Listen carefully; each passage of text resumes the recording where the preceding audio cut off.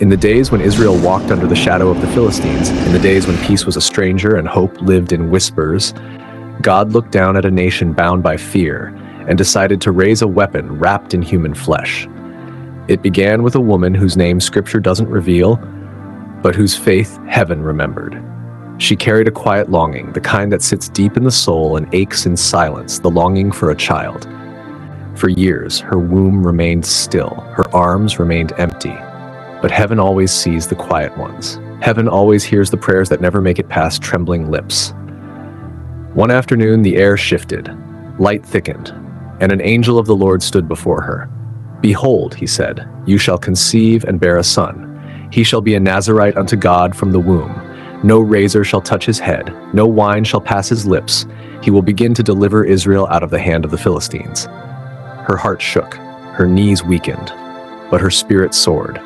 She ran to her husband Manoah, breathless, words tumbling out like water from a broken jar. Manoah listened, stunned, hopeful, overwhelmed, and because he was a man who valued clarity, he prayed, "Lord, let the messenger return, that we may know how to raise this child."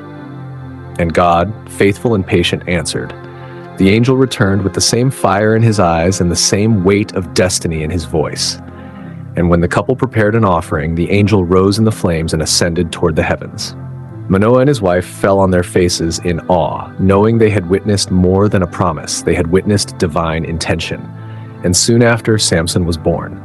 From childhood, there was a presence around him, the Spirit of the Lord stirring him, shaping him, preparing him. He grew tall, strong, broad-shouldered, with eyes that carried both intensity and innocence. His hair, untouched by blades, grew like a crown woven by God himself. People whispered about him. Mothers pointed him out to their children. Old men watched him with quiet curiosity. He was different, not rebellious, not arrogant, just chosen. One day, as a young man walking through the vineyards near Timnah, Samson heard something rustling in the brush. A low growl followed. A lion leapt out, young, furious, powerful, its roar shaking the leaves. Any other man would have frozen. Any other man would have begged for mercy. But Samson stood still, because when the Spirit of God rises in a person, fear bows. The power of the Lord rushed upon him like a storm, and with nothing but his bare hands, he caught the lion and tore it apart. No sword, no shield, just supernatural strength flowing through mortal muscles. He told no one. Some victories don't need witnesses. Some encounters are too holy to be shared lightly. Days later, he returned, and inside the lion's carcass, he found bees and honey. Sweetness sitting inside something that once meant death. Samson scooped the honey and tasted it. Life has a way of hiding sweetness inside old battles. God has a way of turning past pain into present nourishment.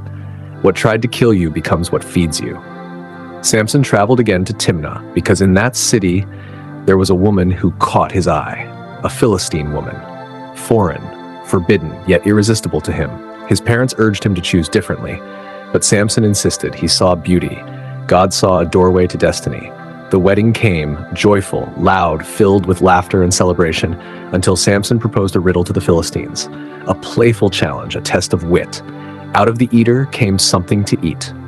Out of the strong came something sweet. They couldn't solve it.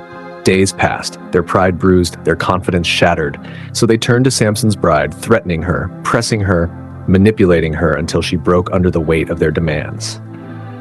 For 7 days she wept, pleading with Samson, asking for the answer.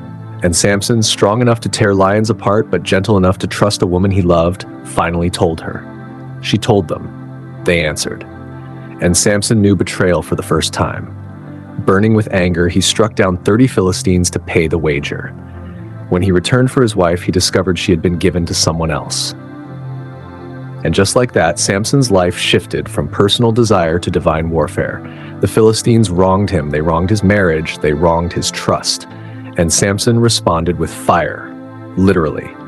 He captured 300 foxes, tied their tails together in pairs, set torches between them, and released them into the Philistines' fields. Fields burned, cities shook, enemies panicked, and the Philistines struck back. They burned Samson's former wife and her father. The very woman who betrayed him met her tragic end. Samson's grief turned into rage. His rage turned into war. He retaliated, striking down many. Then he withdrew to the rock of Etam, a place of refuge, a place of contemplation. But the Philistines gathered in force, demanding that the men of Judah hand him over. His own people, frightened, oppressed, weary, came to him and said, "Don't you know the Philistines rule over us?" Samson let them tie him with new ropes. He allowed himself to be delivered. But as the Philistines cheered, the Spirit of the Lord fell upon him again. The ropes snapped like burnt thread. He reached for the jawbone of a donkey and with it struck down 1,000 men. One man, one bone, 1,000 enemies. He stood surrounded by silence and breathless corpses, drenched in sweat, trembling with exhaustion. And in that moment of vulnerability, Samson cried to God for water. And God split a hollow place and quenched his servant's thirst. Years passed. Samson judged Israel for 20 years. But weakness does not disappear just because strength is present. Samson had defeated lions and armies, but desire still lingered in his heart. Then came Delilah, beautiful, soft-spoken, alluring, a woman whose smile could disarm a warrior and whose voice could unwind the strongest resolve. The Philistine leaders approached her, offered her silver, asked her to uncover Samson's secret, and she agreed. She began her work slowly, with tenderness, with affection, with charm so sweet it felt safe. "Tell me the secret of your strength," she whispered. Samson played with her, offering false answers, new ropes, fresh cords, braided hair. Each time, she tested him. Each time, Philistines waited to seize him. Each time, he broke free. But she pressed him, day after day, word after word, tear after tear, until Samson's soul grew weary, until his defenses melted, until the man who could not be defeated in battle was defeated by the softness of trust. And he told her, "No razor has ever touched my head, for I am a Nazirite unto God. If my hair is shaved, my strength will leave me." Delilah waited until he slept on her lap. She called a man to shave the 7 locks of his hair. And Samson, God's man, heaven's warrior, Israel's deliverer, awoke to enemy hands. But something had changed. Scripture says one of the saddest lines, "He did not know that the Lord had departed from him." They bound him, they gouged out his eyes, they led him to Gaza and forced him to grind grain in the prison like an animal. The man who once shook nations now walked in darkness. The man who once carried strength like a mantle now carried chains. The man who once stood tall now stumbled in humiliation.